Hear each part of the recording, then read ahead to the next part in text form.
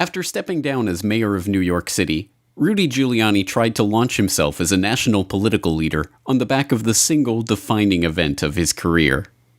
September 11th, September 11th. Terrorists or terrorism, September 11th. The flames of hell emanating from those buildings. September 11, fallen towers of the World Trade Center. Terrorists, September 11, 2001. In the end, he failed miserably, with voters immediately seeing his ploy for what it was: base political pandering. 9/11 was bad. I agree with that. God, I can't believe how easy this is. But what many do not realize is that Giuliani's case is not just that of another ghoulish politician parading on the corpses of those who died on his watch for his own political gain. On the day of 9/11, while the remains of the Twin Towers and World Trade Center 7 were still smoldering, one of Mayor Giuliani's first concerns was clearing away the evidence from the crime scene. We were able to move 120 dump trucks out of the city last night, which will give you a sense of the work that was done overnight. It's wild out here. They just keep coming. Look. It doesn't stop. There's more. I keep thinking it's at the end, and it's not. Despite reassurances that the rapid removal of the evidence from Ground Zero was important for emergency access, this process went far beyond merely clearing a path for rescue workers.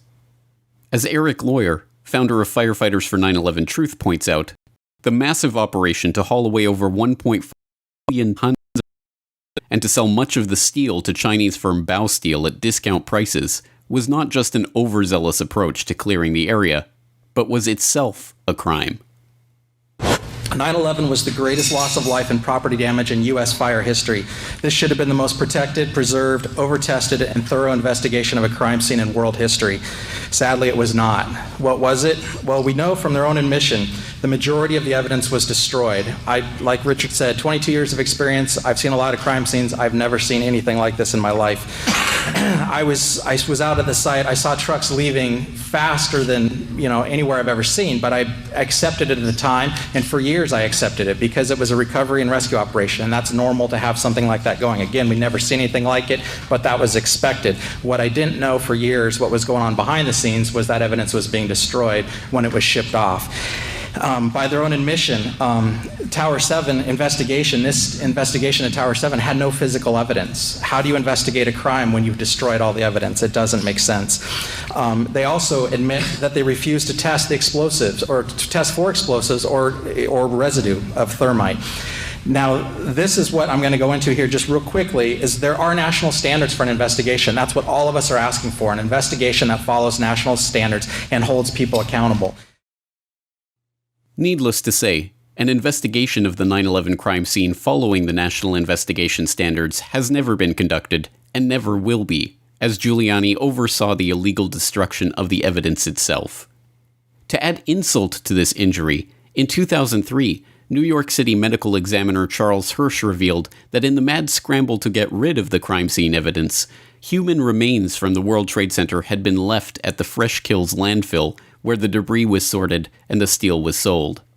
In 2007, Eric Beck, senior supervisor of the recycling facility that sifted the debris, admitted that some of those human remains ended up in a mixture that was used to pave roads and fill potholes in New York City. But as grotesque as such revelations are, they are not the most shocking part of Giuliani's 9/11 story. In the late 1990s, the mayor oversaw the creation of a state-of-the-art $13 million emergency command center to coordinate the city's disaster recovery and response efforts.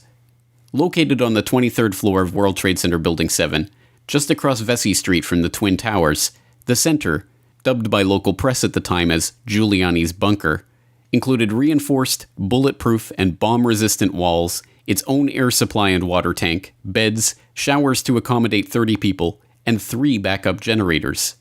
It could be used to monitor all of New York's emergency communications frequencies and was staffed 24 hours a day. And yet, remarkably, on the morning of 9/11, neither Mayor Giuliani nor any other city personnel or police or fire department officials were in the bunker after the Twin Tower strikes.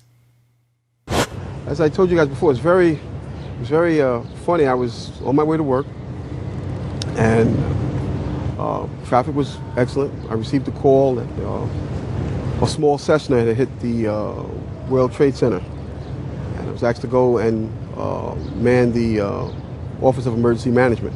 Upon arriving into the OEM EOC, we noticed that everybody was gone. I saw coffee that was on the desk. Still, smoke was still coming off the coffee. I saw half-eaten sandwiches. So why wasn't the mayor and the city's emergency personnel in the that had been purpose-built for just such an event? According to Giuliani, they had been told to evacuate because they had been given a warning that the Twin Towers were going to collapse. A warning that was evidently not passed on to any of the emergency personnel that were still working in the buildings. I went down to the scene and we set up headquarters at 75 Barclay Street, which was right there with the police commissioner, the fire commissioner, the head of emergency management, and we were operating out of there when we were told that the World Trade Center was going to collapse. And it did collapse before we could actually get out of the building, so we were trapped in the building for 10, 15 minutes and finally found an exit and got out, walked north, and took a lot of people with us. Giuliani, in his own words, has admitted that he was warned that the World Trade Center was going to collapse.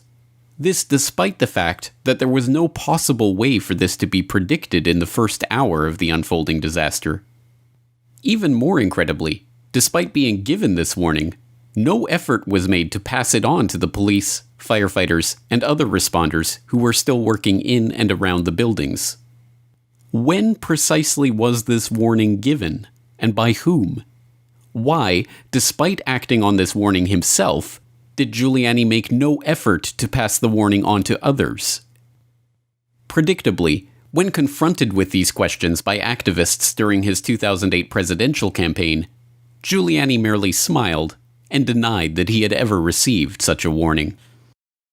You reported to Peter Jennings that on 9/11 that the World Trade, the towers were going to collapse, and excuse me, no steel structure in history has ever collapsed due to a fire.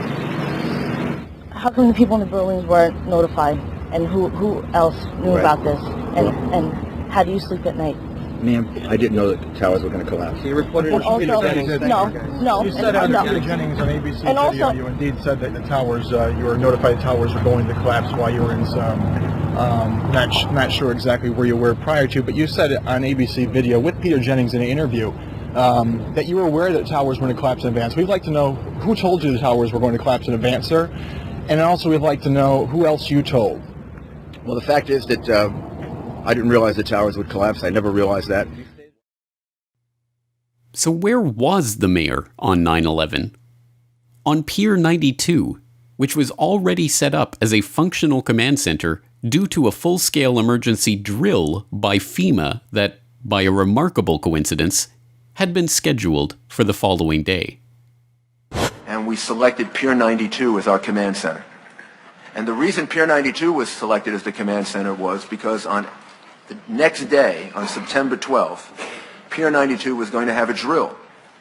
It had hundreds of people here, from FEMA, from the federal government, from the state emergency management office, and they were getting ready for a drill for biochemical attack. So that was going to be the place they were going to have the drill. The equipment was already there. So we were able to establish a command center there within 3 days that was 2.5 to 3 times bigger than the command center that we had lost at 7 World Trade Center. And it was from there that the rest of the search and rescue effort was completed. Mayor Giuliani oversaw the illegal destruction of the 9/11 crime scene and is criminally liable for the deaths of hundreds of emergency workers for not passing on prior warnings about the collapses of the Twin Towers. It is no wonder, then, that the fire department of New York so passionately detests Giuliani for his actions in disgracing their fallen brothers and covering up the 9/11 crime. Rudy Giuliani has used the horrible events of September 11, 2001 to create a carefully crafted persona. But the fact is, what Rudy portrays is not a full picture of the decisions made that led, in our view, to the unnecessary deaths of our FDNY members and the attempt to stop the dignified recovery of those lost. The urban legend of America's mayor needs to be balanced by the truth. So what is the reward for Giuliani's criminal actions on 9/11? An offer to become the head of the Department of Homeland Security in the event of a Trump presidency, of course.